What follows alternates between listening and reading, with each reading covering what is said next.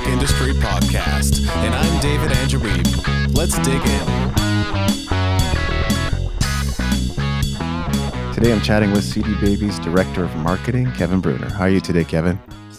I'm doing well. How are you? I'm good, thanks. Thanks for joining me on the show today. We had the opportunity to chat on another podcast I had about 6 years ago, so it's great to be catching up with you again. What is the DIY Musician Conference?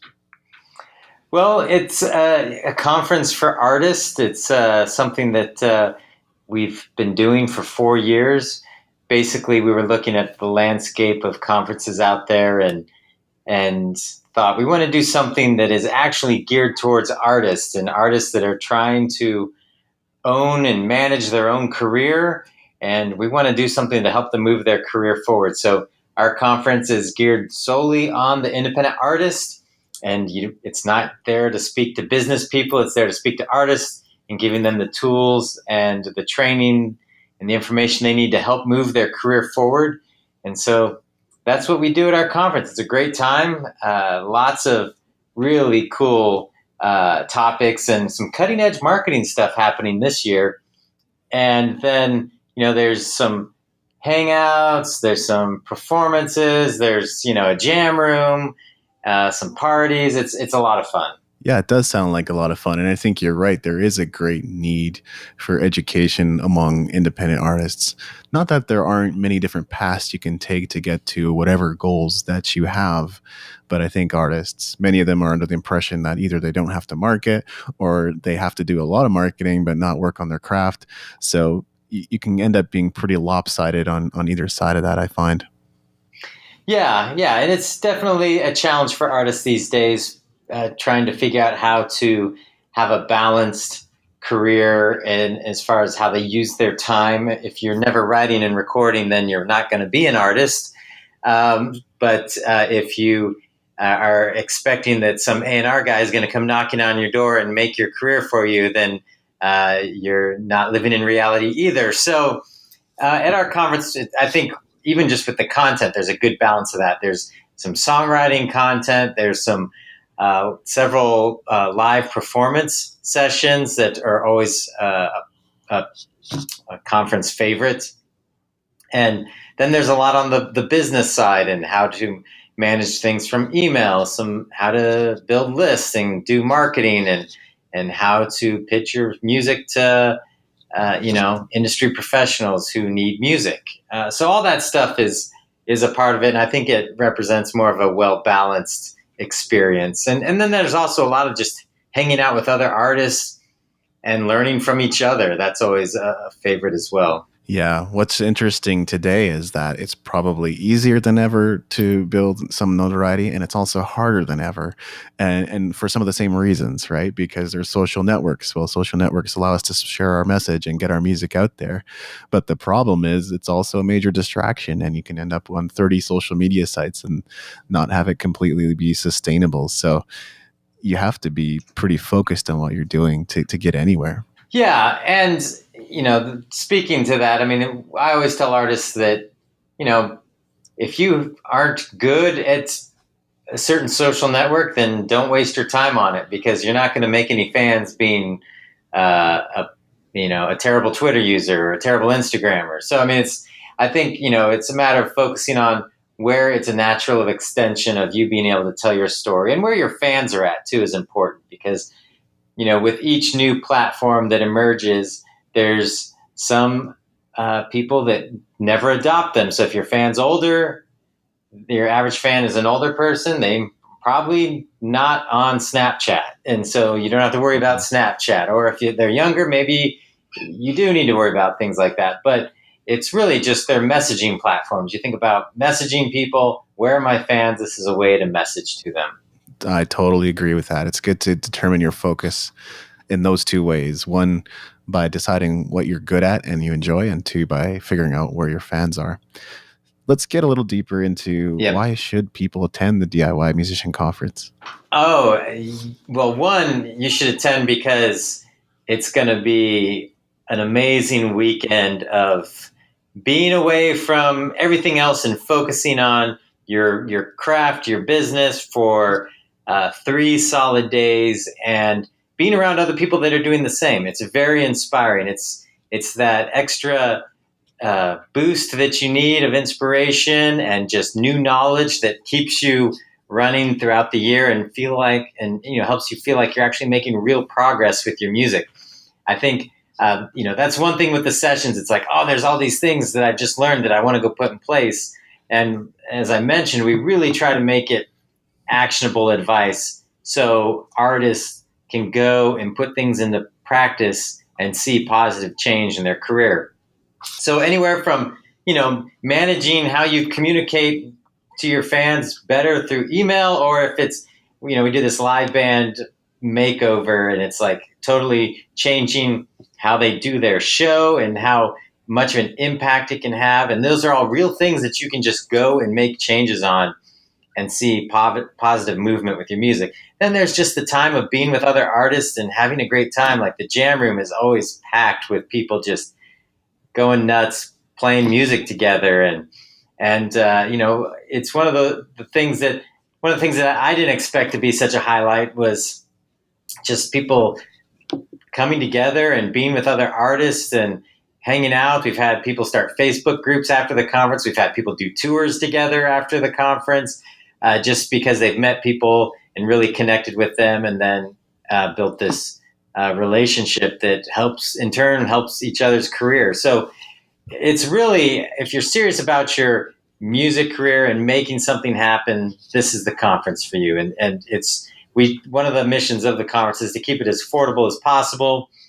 We're well past the early bird time period, but the early bird ticket was $69. Now, if you buy your ticket before August 17th, the ticket is $129. You can still get tickets at the door, but they will be $159. But that's compared to other conferences that cost, at the door, it'll cost you $1,000. So we try to keep the cost affordable for independent artists and deliver just an enormous amount of quality content that will help them go make things happen with their music.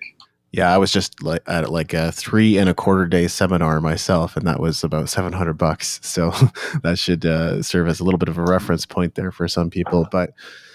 And you hinted at this already, but what are some things musicians typically walk away with after attending the conference?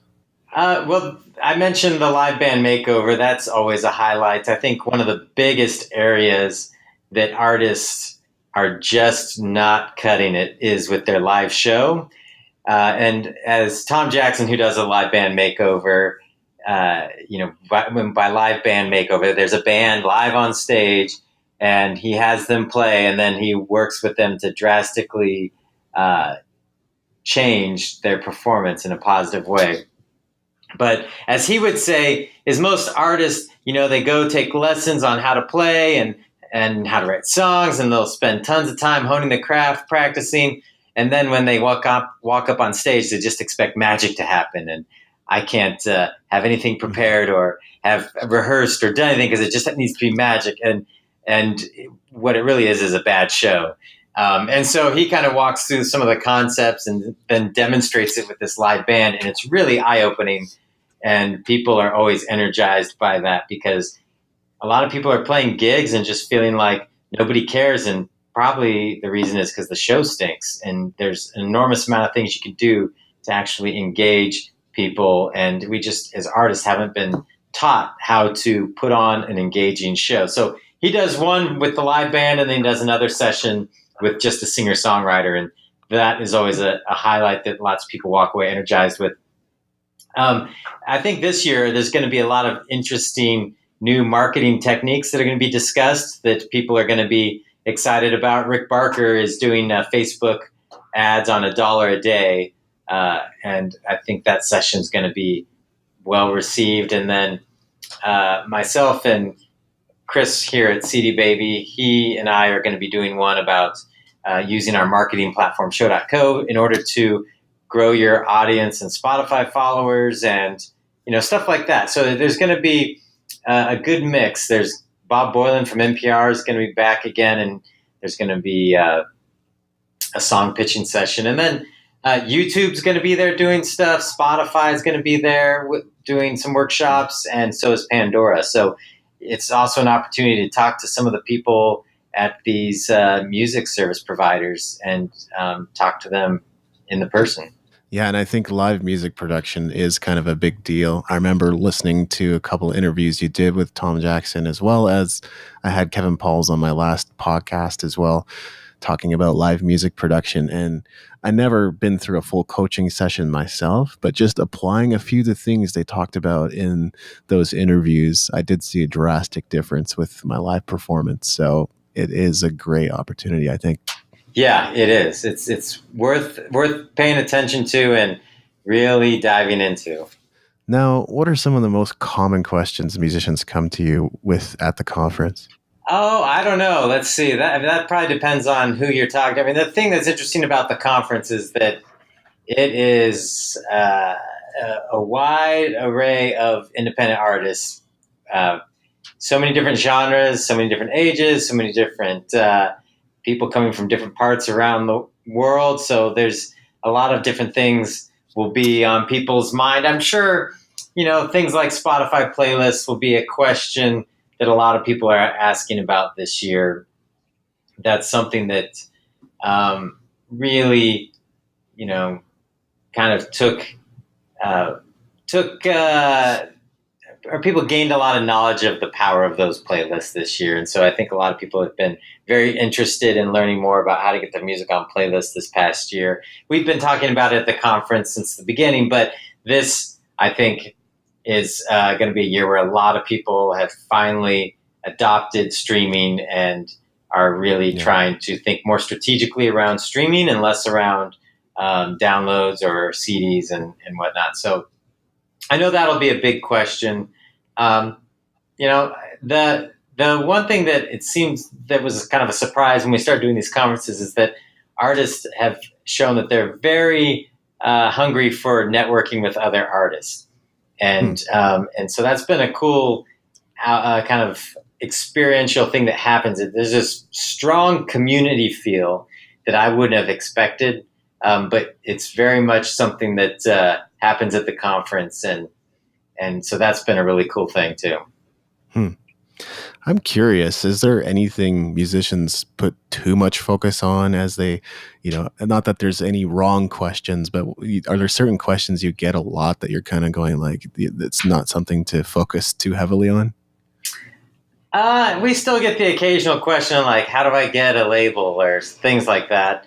I think, the one thing is that I think a lot of artists tend to be their own worst enemy and get in their way of themselves a lot of times. And whether it's being a little too, uninterested in really diving in, like I'm an artist, I can't do business stuff.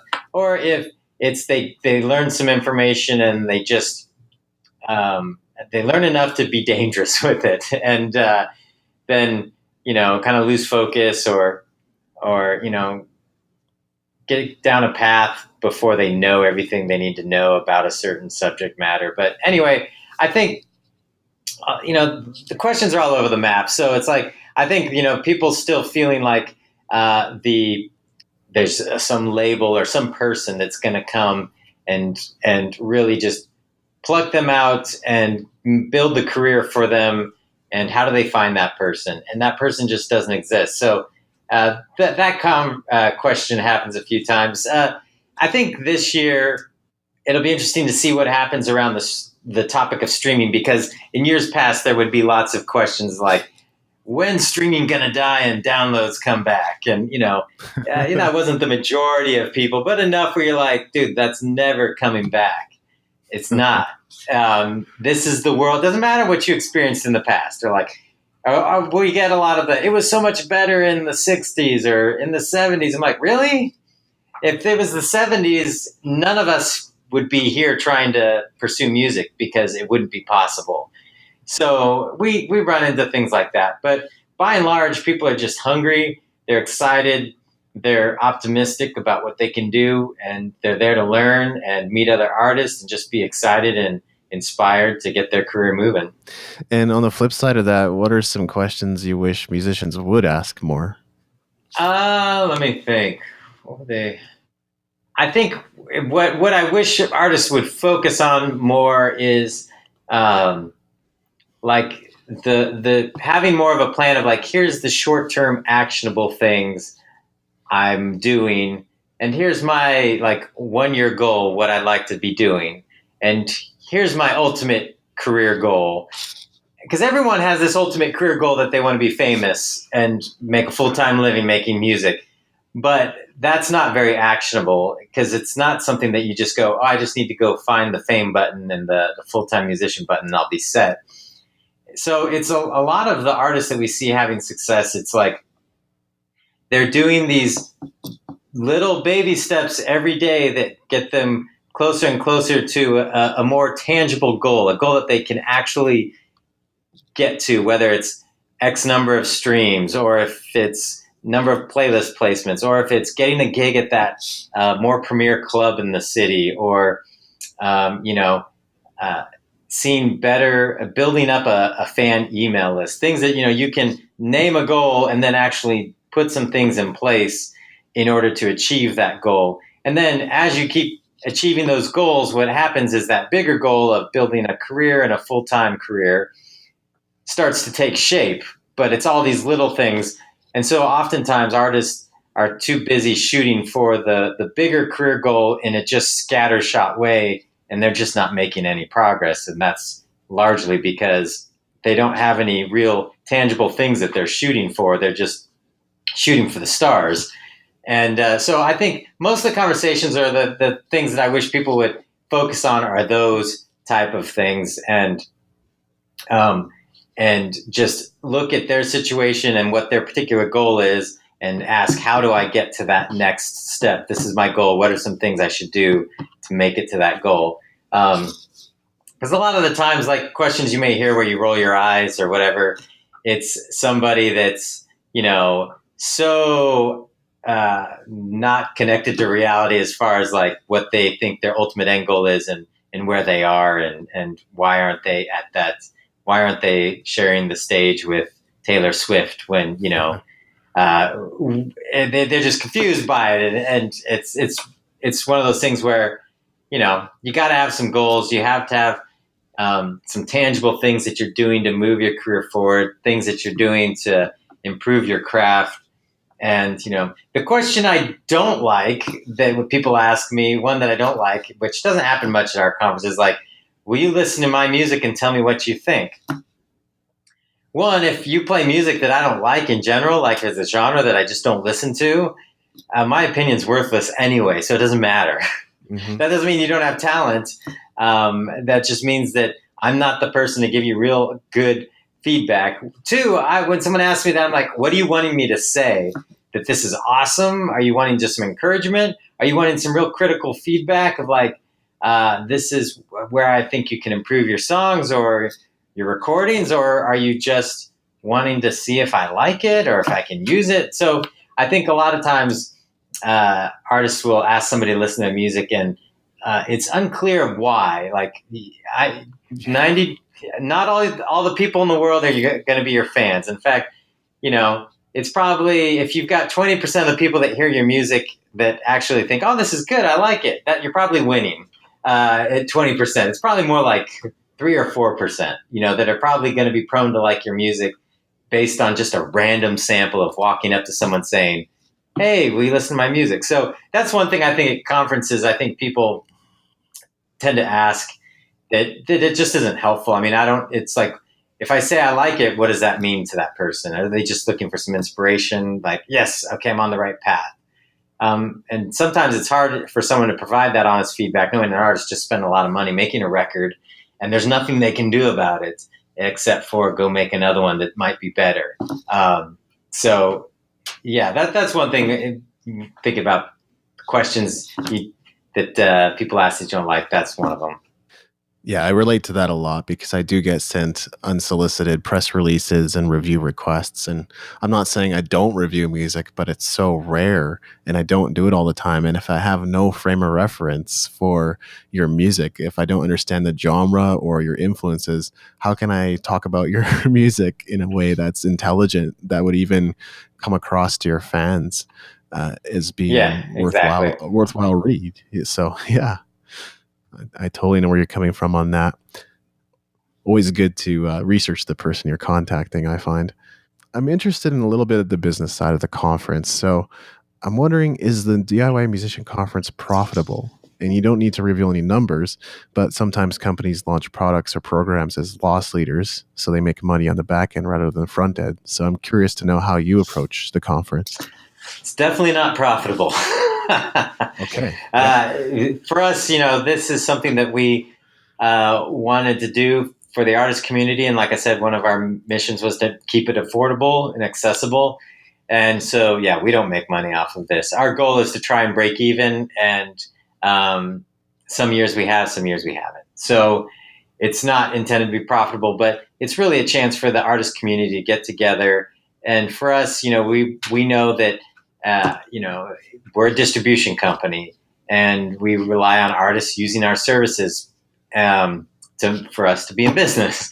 But we also very much enjoy that relationship with the artist and feel that one of the reasons why artists should use CD Baby is because we are real people. A lot of us are musicians out there playing ourselves and recording and releasing music, and that we're real people that are here to help you with this, career that can sometimes seem very daunting. And the conference is really a physical embodiment of that. We're there, you can hang out with us, you can get help with your account, one-on-one help. You can, just learn more about the business in general. And that's just what we want to provide, a place where artists can feel like they're growing, where they have access to us. And yeah, so it's not something that is a moneymaker for us at all. Got it. Yeah. And I think a lot of people appreciate the fact that you put it on despite it being not a moneymaker for you. And like you said, you're a distributor. That's the main thing you do. And so that's obviously where the revenue comes in. And it's important that you have revenue or else you couldn't do a thing like a conference. Exactly. Yeah. How much time and effort does it take to put on a conference like yours? Well, we start working on it in the fall. So the conference this year, 2018, is going to be August 24th through 26th in Nashville at the Omni Hotel. And we started working on this version of the conference probably in October of 2017. And, it's not a full-time gig in October, and it's not really ever a full-time gig for anybody on my team that's really putting it on. But because my team is responsible for a lot of other things, but we start working on it in the fall, and sometimes it's busy, other times it's not, but it's a lot of planning. This year, we're doing it at the same location we did last year, so that makes it a little easier. In 2019, we're going to a different location, so we've already secured that and had to do some research and planning for that, and that will make it, so again, it goes through phases throughout the year of really locking it in, but it's not done until we leave Nashville when it's all over. And even then it's still not done because we have some follow-up with attendees to try and hear, what they thought was the good things and the things that they wish would change. And so it's almost a year-round thing now at this point. Do you have any tips or advice for those who are thinking about starting their own conference? Don't.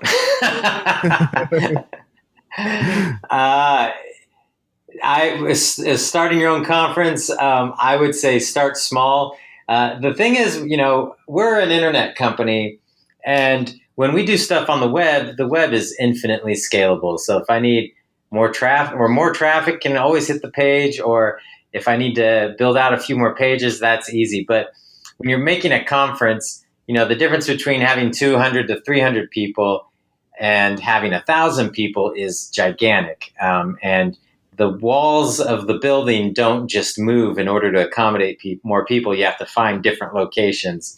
And the bigger it gets, the harder it is to find locations that accommodate. So starting small is my recommendation. If you have something where it's like 200 to 300 people, it's a piece of cake. And you can find a lot of options as far as space and places to do it. But when you start getting around, the 600, 700, 800, over 1,000 mark, you start really limiting your options of places where you can go on an affordable level. If you've got a gigantic budget, if people are paying $2,000 to come to this conference, which there's a lot of business conferences where that's what they pay, then your whole margins are different. But if you're trying to run it affordable for artists, it's very limiting. Yeah, exactly. I mean, it's what the market can bear, right? As an independent artist, yeah, independent artists do pay for whatever is absolutely necessary in their career, such as printing CDs or distribution or anything else they see as being absolutely essential to their career. But there's probably still a logical limit to how much they'll pay to go to a conference, especially if there's travel involved. Yeah, I mean it's a commitment, it's a financial commitment, and we try to do what we can to keep it affordable, and it plays into everything with the event planning, especially CD Baby's based in Portland, Oregon. It would be we could pull it off cheaper here, but the reason we don't is because we're so remote that the majority of people would have to buy plane tickets, couldn't drive. Even Seattle's really the only drivable city. San Francisco is, but it's like 12 hours. But so it's like that's part of the decision making of where we put it. That it's got to be someplace where a lot of people can drive to keep their costs down. Got it. Yeah, that makes a lot of sense. And one thing I will say, I've been a part of a couple of business communities online, mostly to learn about business. But, I appreciate those that do have some kind of conference or an opportunity to get together, such as meetup groups.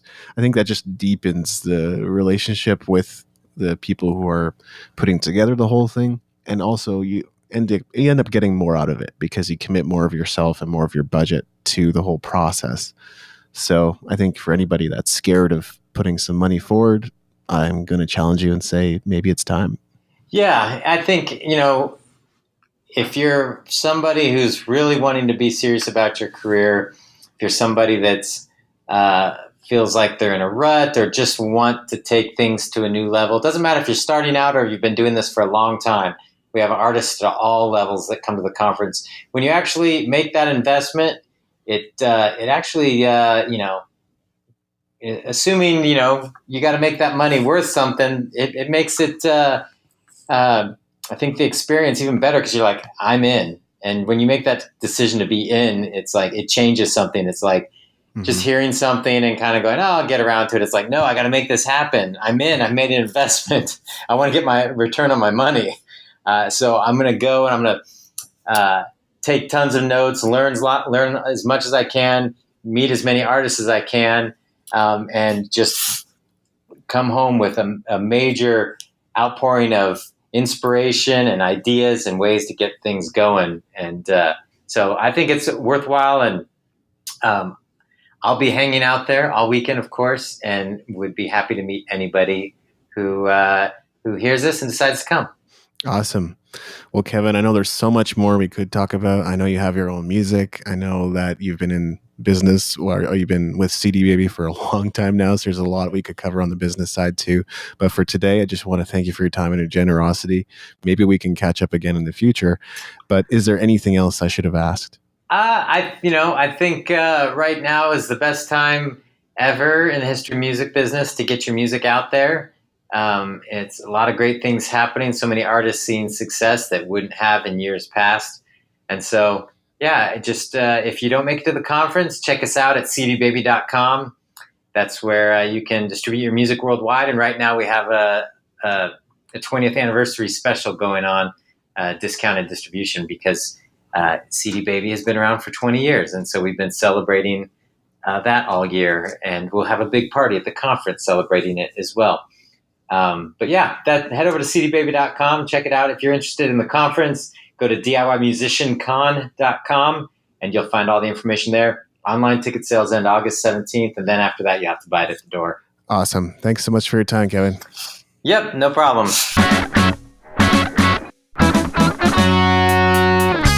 Thanks for listening. Make sure to go to musicentrepreneurhq.com for show notes and other goodies, and leave us a review in iTunes to help us spread the word.